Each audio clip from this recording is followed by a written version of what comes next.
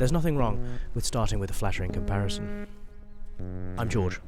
I'm marginally more attractive than a cow, and this is a video about visiting the island of Mull. A rugged, isolated place where the quiet can either inspire you or drive you mad.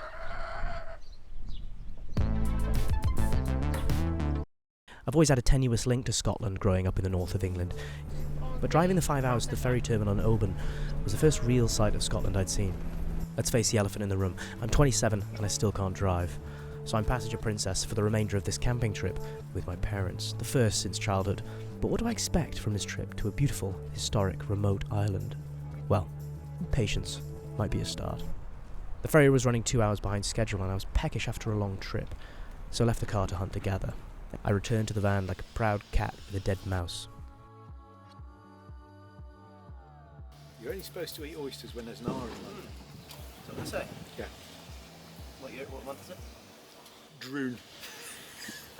I noticed a tense build-up in the ferry terminal as drivers realised that they are losing control, offering up their car to be swallowed into the ferry's cast-iron jaws. I travel in ferries, like a dog leaning out of a car window. I must be on the upper deck, feeling the solid iron beneath my feet rather than a 90s carpet. The gentle lurching of the boat kept us all in a waltz, and one of the teenagers likened it all to Studio Ghibli. And to be honest, they might be right. The sky was humming with light. It blanketed the sky, white and spread thin by low cloud. Back towards the mainland, it was a thick grey. And the two met in the wake of the boat. The island had shown us its first hand, an ephemeral quality, one that could even make British weather look beautiful.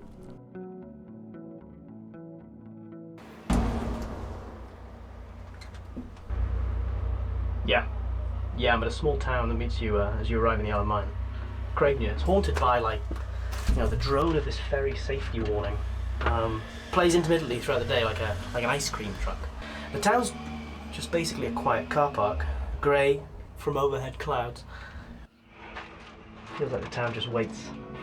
Off she goes. Campsite 1 didn't take us very far. The ferry terminal, still in view, became a painting of water, hill, and clouds. Clouds of blighting flies clung to the air like water in high humidity, so I battled those and the impenetrable astroturf for a while.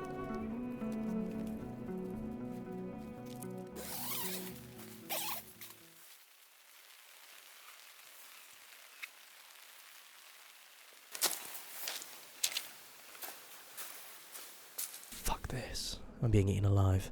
Thankfully, Craignia has its own little watering hole. Saturday night fever in Craignia. In this case, that means 3 lads at the bar and another pair of travellers at the back looking at a map. The lads were listening to songs from a small Bluetooth speaker. The song would loop 3 to 4 times, and then the men would improve their karaoke with each play. The man with the leg brace had his own dog, but it was in Glasgow, while he was in Mull. It's Duffy.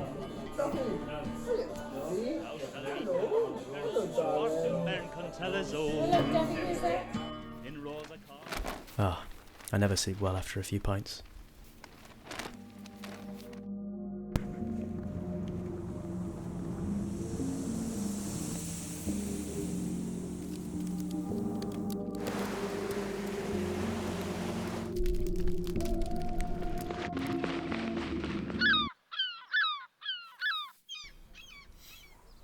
I hate dream sequences, even the ones in my own head.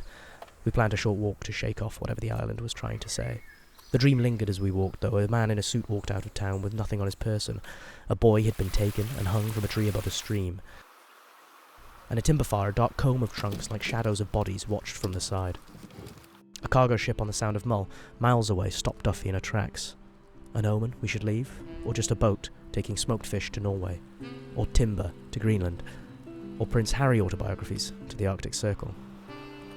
Nevertheless, it was time for us to move north.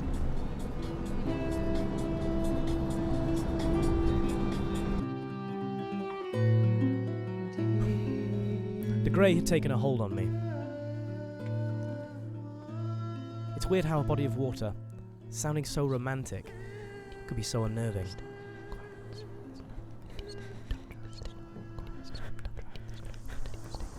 I had to pry myself out of this hypnosis.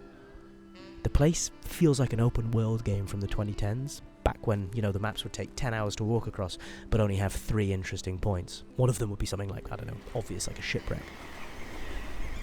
Huh. This shipwreck is the fault of a local man. In the 80s he beached them, meaning to salvage them, but Elsie May, a prawn boat, won't catch anything again. Unless you count the attention from tourists who pass by and photograph the boats decaying into the landscape. The most remarkable thing about sailing, then, is just an old man's dream, falling apart in real time. Yeah. There's at least a sweet feeling to finding a modern treasure, a geocache, amongst the shipwreck.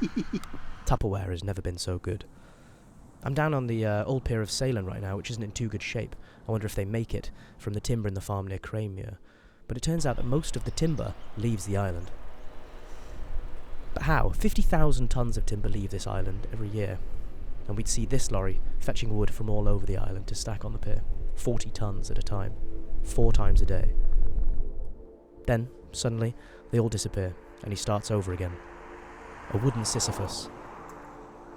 They say you've got to imagine Sisyphus happy, but the only way I can imagine this one happy is at the helm of a claw machine game in his local arcade.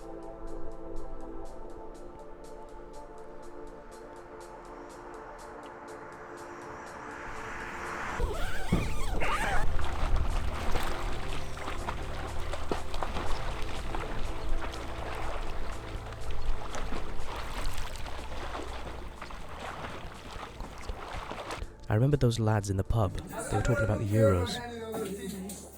Scotland were playing tonight, and I could do with some green to counter this grey. The parents weren't interested, so it was time to test the local bus routes. It's a 30-minute ride up to the north. But it felt longer, knowing that the only way back was on one of Tobermory's 2 taxi services. But no time to think about the eye-wateringly expensive £50 trip home when the bells are ringing and the game's begun.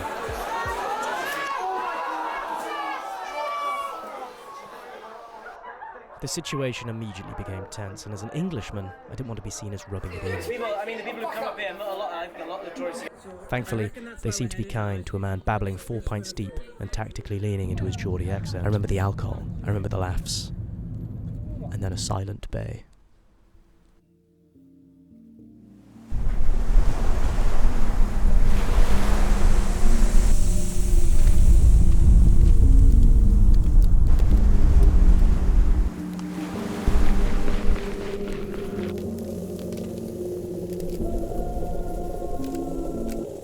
Woken up by the same images. A coastline, a bench. Why am I running?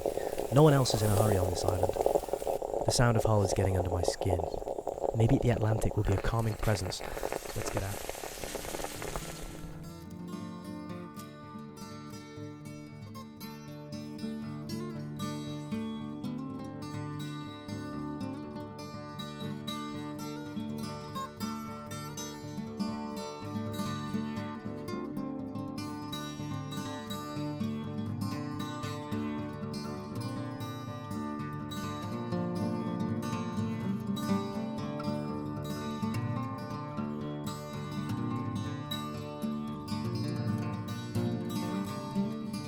We were in sight of the ocean again, and the campsite was a famous one known for its free-for-all pitching style, meaning it was my turn to taunt the sea.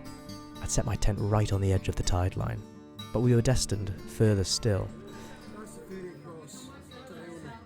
Off the island of the UK, off the island of Mull, there's the island of Iona, and from Iona you can look back upon Mull, with the peninsula holding the ferry and the campsite squeezed between the ocean and Mull's flat peaks. There's life on the island, beyond tourism. Well, and the sheeps. As I came off the ferry, I noticed a man painting an upturned boat, NPC-like, to be paintbrush and pot right in front of the ferry terminal. I held back the urge to tell him he had missed a spot, and instead asked why the bottom was left out. I mean, she's only getting a cat like this, so really she needs a proper strip down. When he spoke about his boat, it was often true for himself. This boat works for his living, so it doesn't get much rest. I was imagining this man alone in the Atlantic, on that little boat with only a rod for company. So I asked him, fishing? Yeah, and there's a tender to the bigger boat. This is the most polite I've ever been told I'm an idiot. A tender ship meant that this was effectively a wheelbarrow used to take back and forth to an actual large sailing fishing boat. A lesser man would run out of speech options here, but we've been thinking of timber or video. Where do you think he gets that timber from? Yeah, the timber on Mull's mostly too fast growing for the... Wait, have you been filming me this whole time? Hey, come here, you fuck.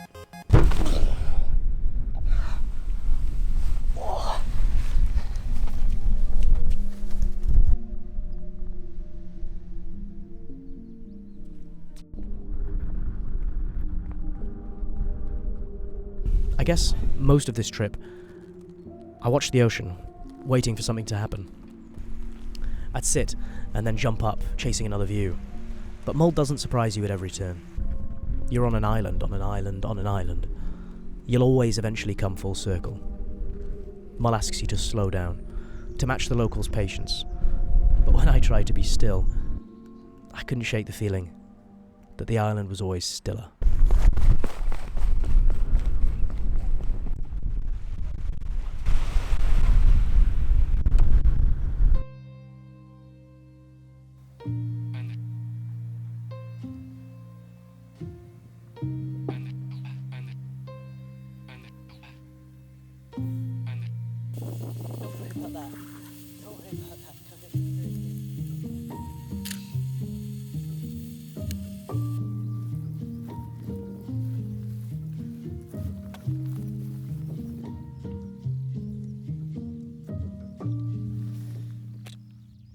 In celebration of this being the 10th video on the channel, I've decided to print 2 film photos from the first ever video, and I've got 5 copies of each of these images you see on the screen. And if you're interested in either of these, just look into the description for details.